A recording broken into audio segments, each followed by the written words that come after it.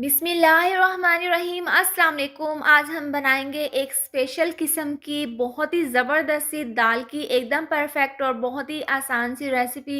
ये बहुत मज़ेदार बनकर तैयार होती है, तो चलिए इसको बनाना शुरू करते हैं।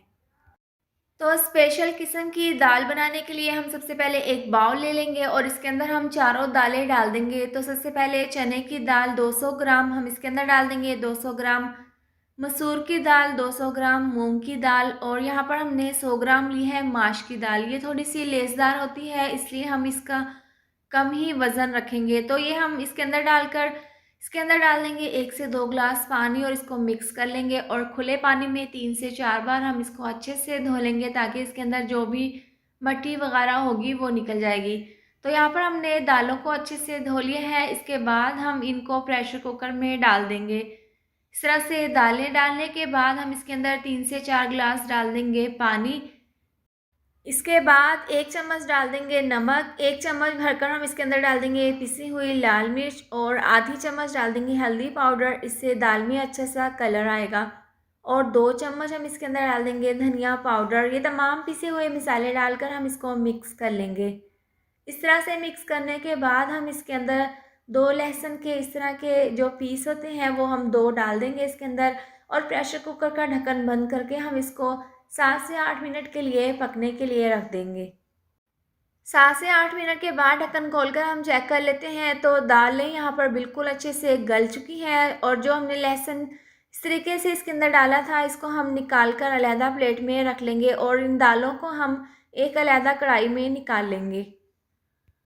दालों को हमने कढ़ाई में निकाल लिया है और जो लहसुन हमने इसके अंदर से निकाला था, उसका जो अंदर वाले लहसुन के जवे हैं वो बिल्कुल सॉफ्ट हो गए हैं। तो इस तरीके से हम इसका छिलका अलहदा कर लेंगे और जो इसका अंदर वाला पार्ट है उसको हम दाल में इस तरीके से शामिल कर देंगे। इससे बहुत ही अच्छा सा फ्लेवर आएगा और ये डालने के बाद हम इसको मिक्स कर लेंगे। अब यहाँ पर हम 2 अदद लाल वाली मिर्चें और 2 अदद डाल देंगे हरी वाली मिर्चें इसके अंदर डाल देंगे और 2 अदद प्याज हमने ऑयल में फ्राई करके रख लिए थे, ये हम इसके अंदर डाल देंगे और इसको हम मिक्स कर लेंगे। इससे दाल में बहुत ही अच्छा सा फ्लेवर आएगा। इस तरह से मिक्स करने के बाद हम तकरीबन 1.5 चम्मच इसके अंदर पिसा हुआ गरम मसाला इसके अंदर डाल देंगे।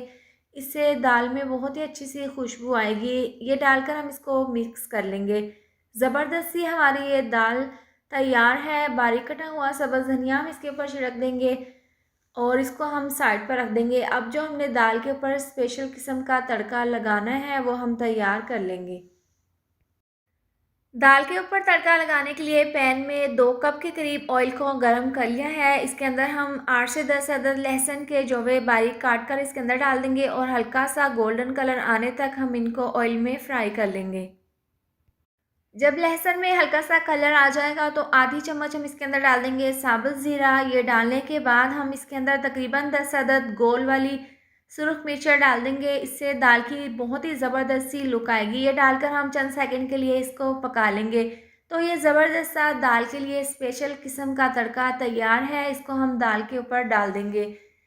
तो ये ज़बरदस्त सी हमारी ये दाल बनकर तैयार है। आप अपने घर पर इस तरह से इस रेसिपी को ज़रूर ट्राई करें। आप इसको पराठा, गरम गरम रोटी के साथ या फिर पूरी के साथ या फिर बॉयल किए हुए चावलों के साथ खा सकते हैं।